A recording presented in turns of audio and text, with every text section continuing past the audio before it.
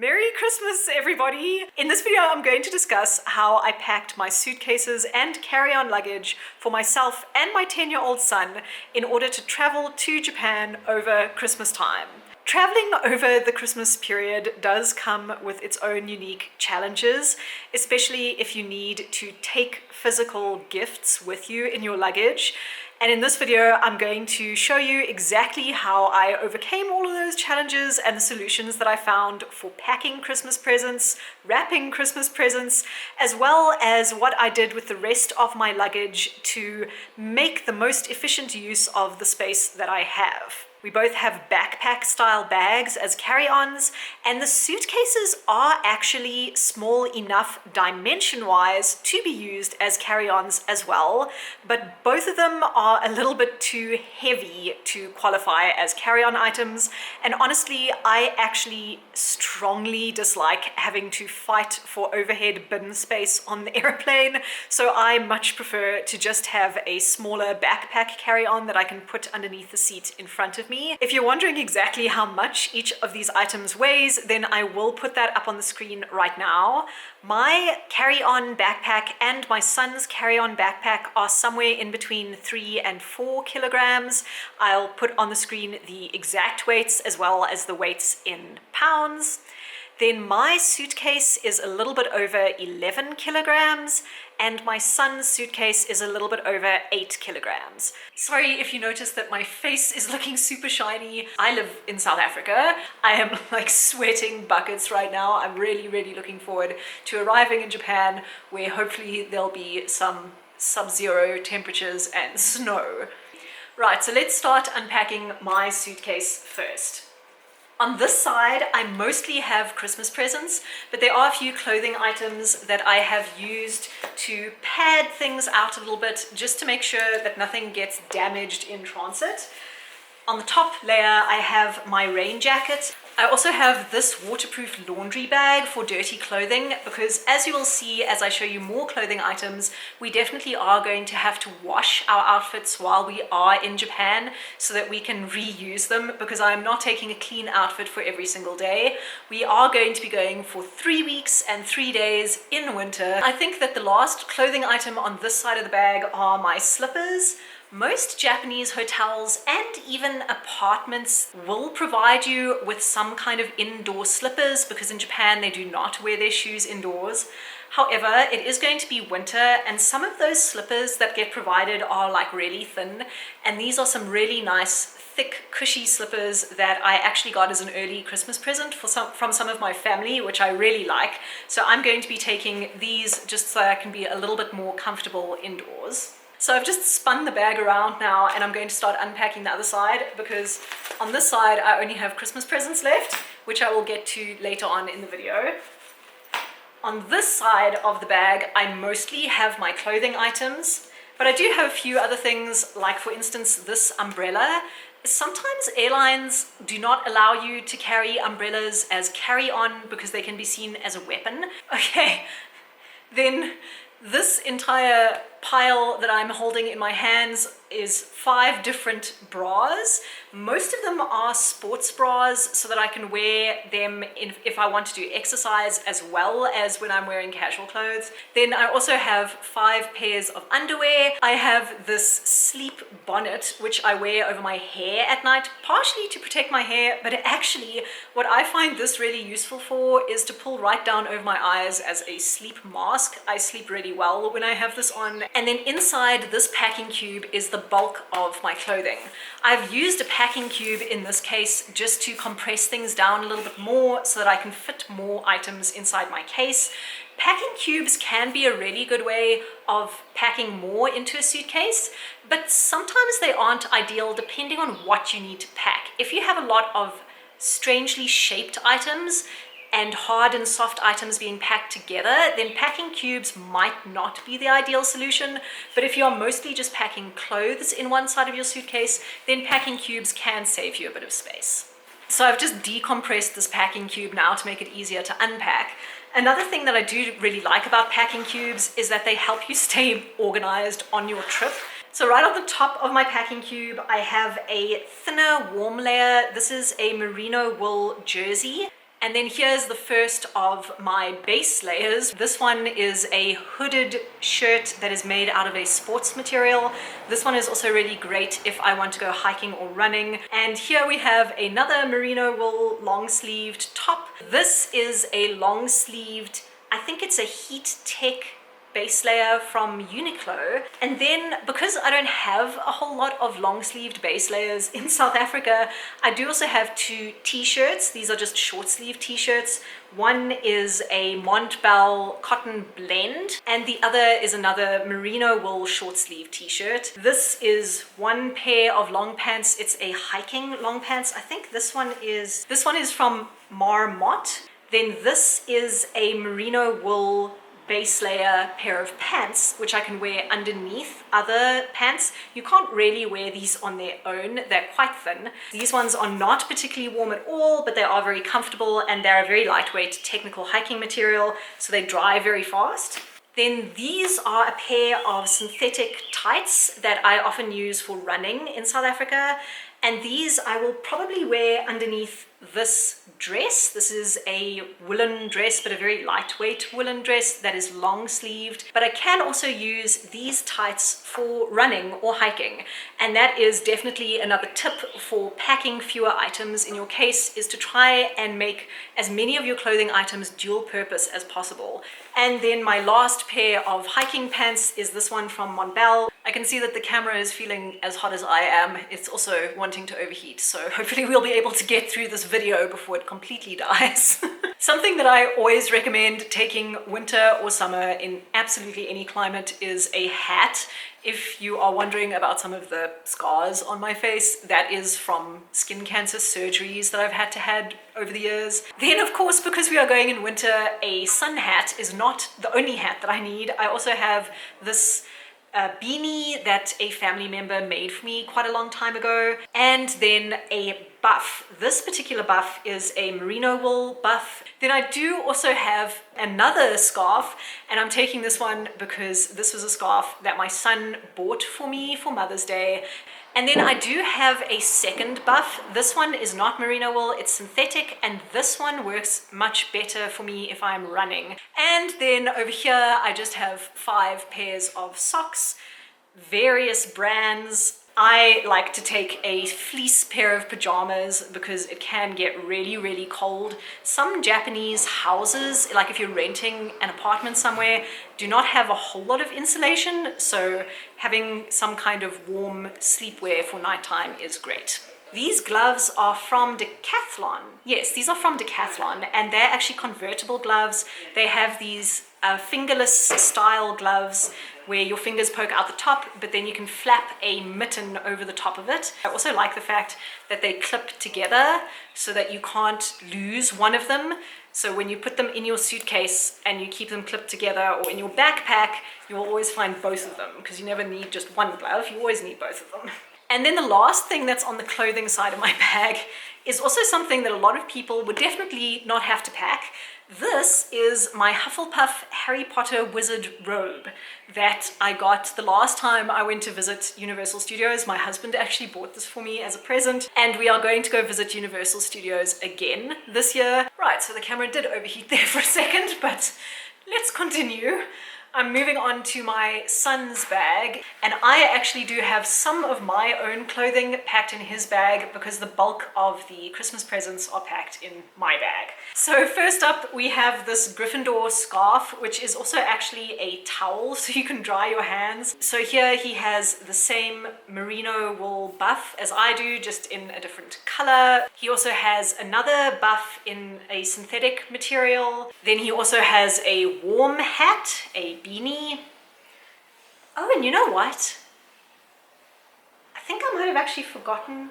Anyway, we'll see. Did I forget to pack him a sun hat? It's a good thing I'm going through these suitcases again. And inside of this cube, I have a couple of warm pajamas that can also be worn as fleece tops or fleece pants.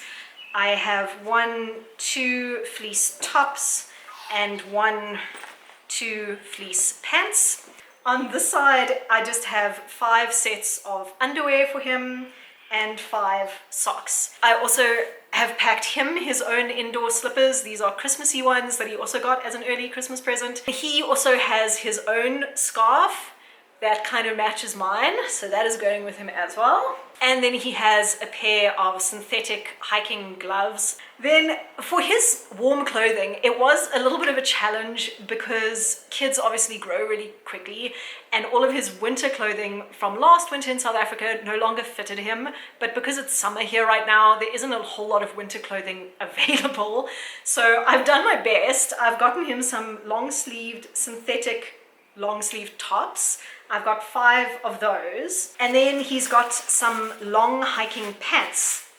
1, 2, 3, 4 pairs only of the long hiking pants. But my plan for my son is to buy him whatever extra clothing he needs when we are actually in Japan, because they do have a far better selection of winter clothing, particularly for children, than South Africa does, because South Africa just does not get as cold as Japan. So let's move on to the other side of the bag, because there are a couple of clothing items mixed in with the Christmas presents again.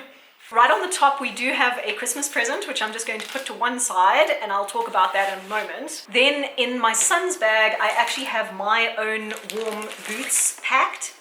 The reason why I do not have warm boots for my son packed is because, again, you can't really find them in South Africa, particularly in summer.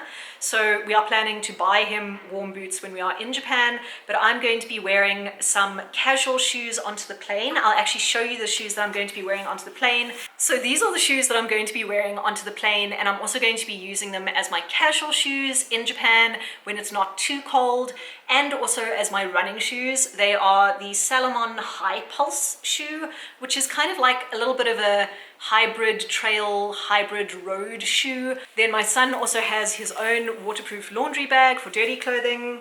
He also has a warm jacket. This is quite a lightweight, breathable jacket. He also has a rain jacket. And then the other things that I have in here are my toiletry kit, which just contains some sunscreen, some more sunscreen, some more sunscreen. Have I mentioned that I have had some skin cancer issues in the past? This is a tinted lip balm. And then inside of this Ziploc bag, I've just got the toiletries that I've not managed to make solid. So I can't actually find a alternative for my liquid face wash that works for me. And I also have this tiny little sample liquid perfume. And the reason why I have the liquid perfume is because I use a solid deodorant, which I have just repackaged into this. Is it going to focus? Yes.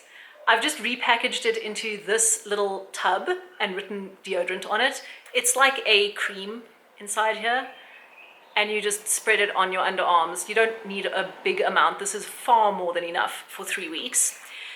And this deodorant is actually unscented, but it does work really well for me. So I tend to use the deodorant as like a anti-smell, and then I use the perfume if I actually want to give myself a nice smell. Then I also have a razor, a small thing of toothpaste, a foldable hairbrush, a small little pack of solid shampoo, and they work quite well. But generally in Japan, you won't actually need shampoo or conditioner because it's often provided at your accommodation, which is why I just have this really small one in case we need it. And then some anti-chafe cream. In Japan specifically, I find that I walk around a lot. It's a very, very pedestrian kind of country, and anti-chafe cream can really help you out to deal with all that extra walking. Then I also have a couple of hair ties if I want to tie my hair up, and a couple of hair clips in case I need to clip my hair up. If you're wondering why I don't have a toothbrush or floss in my toiletry kit, or why my son doesn't have a toiletry kit in this bag, that's because those things are actually in our carry-ons, which I will get to in a moment. I also just have a couple of these wipes, which are like moisturizing wipes, and I also have some sanitary items. And that brings us to the present portion of this video. Now, I do want to say that if you can manage to make the trip itself the Christmas present, then that is fantastic. Particularly with kids, I think that you do just have to talk to them about that beforehand, because if they are expecting the same kind of thing that they get at home with like a tree and physical presents wrapped under it on Christmas morning, and that's not going to happen on your trip, then just set their expectations before you actually get to Christmas morning. Other things that you could do that don't entail you having to pack physical gifts in your suitcase are getting things like experiences as gifts. For instance, tickets to events, like the tickets to Universal Studios, for instance, or even eating out at a restaurant that they're particularly interested in, or going to a concert that they're particularly interested in, or doing some kind of activity like a skiing class. Again, if you have smaller children with you and you are not going to have a pile of physical presents under a tree on Christmas morning, or you are going to have a much, much smaller pile of like cards instead of Christmas presents with vouchers or tickets or whatever, just set that expectation beforehand, because children struggle with change just as much as adults do. And I think if you just communicate beforehand what is going to happen on Christmas Day, then there's a much lower chance of there being unhappinesses on the holidays. That being said, I have elected to get quite a few physical presents and pack them in my suitcase. And the way that I chose my presents was obviously to make sure that they are small and lightweight as much as I can. And also to remember that when you are taking items into a foreign country, you definitely have to make sure that they are not going to cause any issues with customs. So do a little bit of research about what is actually allowed in your suitcase, because you don't want a Christmas present to be confiscated. So I'm not going to tell you exactly what is in all of these Christmas presents. What I did is I started packing them as I bought them, just to see exactly how much space I had left in my suitcase. And that has worked really, really well for me. Something else that you definitely want to consider when you are packing physical presents is the way that you wrap them. And that is also because if customs does request you to unwrap the present so they can see what's inside it, you don't want to have to pull apart a million pieces of sticky tape. So a lot of my presents are actually packed in paper bags like this one, which just has a single sticky layer holding it closed, and that's pretty easy for me to detach and open if customs does need to see inside of the present. When you're buying presents, it's also really important not to take things that are very breakable, because nothing can be worse than going to all the effort of taking a present to a foreign country and then discovering that it is completely broken on the other side. I have got a few cards, and these cards have money in them. That is also a really effective way of giving a gift that is ultra lightweight. So this entire side of my suitcase is just Christmas presents all the way down, and they've been packed kind of as much as a jigsaw puzzle as I can make them to fit nicely together to maximize space, and also to kind of just hold onto each other to prevent them getting damaged in transit. And then in this little plastic folder, I actually have some Christmas decorations that I made from paper using origami and sort of paper cutting. And these green, oh, there goes a star. This is what the star looks like. Ah. Well, that's what the one side of the star looks like. Stop focusing on my face, focus on the star. And then this green thing is actually for Christmas trees, and I will put those together and put them on the table so that you can have a look at what they look like. I would definitely try not to devote too much space in your luggage to Christmas decorations. Especially if you're going to Japan, there will be some kind of illuminations or Christmas displays or something like that that you can go and look at. So it's not a great idea to devote too much space and weight in your case to something that you only really need for a short period of time. So I did forget to pack a hat in my son's case, Just another really good reason to pack far in advance. So the very last thing we have to talk about is these carry-on backpacks that my son and I will be taking with us on the plane.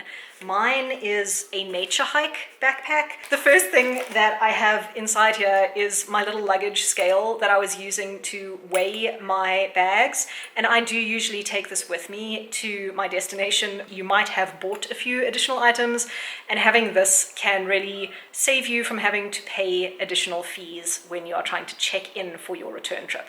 Then I have my noise cancelling headphones for the plane. I also have this very small packable nature hike fanny pack or moon bag, depending on where you come from in the world. Then I do have a couple of snacks for the plane. I've got these little mini cheddars and some freeze-dried apple, various immune boosting vitamins and supplements and things like that. On the outside of this bag, it actually has a little tiny pocket on both sides, which I don't really use for anything because it's really small. Oops, something dropped out there. We'll get that just now. But I also take a little bottle of hand sanitizer, a little Ziploc baggie of masks, like the kind we were all required to wear during COVID. I do actually quite like wearing masks on an aeroplane and even sometimes in the airport, maybe very slightly for the protection that they offer from airborne sicknesses, although they don't offer that much protection, but more for the protection that they offer from the very cold and dry air-conditioned air. I really like wearing one of these so that I'm kind of humidifying my own air a little bit before I breathe it in. This helps my throat not to get sore. Then I also have my sunglasses in a sunglasses case. This little Ziploc bag is my toiletry bag for the airplane. I've got some sanitary items, some wet wipes, floss, and my toothbrush, and a little travel thing of toothpaste. Then I also have this little first aid kit. This is my first aid kit for the whole trip, and it's just got some medication, some bandages, some gloves, my medical aid details on a card, some plasters. Then in this little waterproof blue bag, I have 2 power banks. The one power bank is a little bit special. It is this power bank from Thor, and it's actually an electronic hand warmer. So you click the button and the entire thing heats up, and you can put it in your pocket to keep your hands warm, but it can also function as a power bank. Then I have my main power bank, which is this Anker 20,000 milliamp hour power bank. I also have my headlamp. This is not strictly necessary, but the times when you need a headlamp, you really need it, and I just like to have one on me because I'm very used to taking it with me everywhere when we're backpacking. And then the rest of the contents of this bag are just cables to connect things to my watch and my cell phone. Then I also have another buff that I can use either if it's cold to put on my neck or to put over my eyes if I want to sleep. In my carry-on, I have my main warm jacket for the entire trip. This is a fairly long one that comes just past my bum. It's a down jacket from Monbel. Then right at the bottom of the bag, I have this waterproof Sea to Summit dry bag that you like roll the top. It's a roll top closure. And this I just use in Japan when I'm using this backpack and traveling around to put all of my stuff inside of, just so I don't have to worry if it does start to rain or snow. All of the things inside of this bag will be protected from water. I don't actually take a travel pillow with me, not one of those neck pillows, but I do take this backpacking pillow, and this is actually a square pillow. I can blow it up pretty quickly because it's very small. One way valve is feeling a bit tired. This travel pillow, it's not a travel pillow, this backpacking pillow has like a elastic strap on the back, so you can hook this around like an armrest or the seat back or whatever. And then I also bring my Kindle. I really love to read. A Kindle is a really great way to save space if you do like reading books. Books are really heavy and bulky. And then last but not least, I have a folder. I'm not going to show you the other side, but inside this folder is all of our passports, as well as important documents for our visas and our travel arrangements, our accommodation, all of that sort of stuff I keep in this folder in the backpack.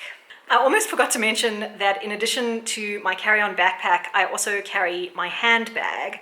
And this actually fits inside of the carry-on backpack, although usually I have it slung across my body as a handbag. I also keep my cell phone. And this little baggie has a very small towel, a microfiber towel, and another one of those little boxes of Sea to Summit soap that looks like little leaves of tissue paper. I also have some tissues in case I need to blow my nose. This is my travel purse. It's just got coins in it and my credit card. Then I've got a small notebook, a pen, some more lip balm, earbuds for my cell phone.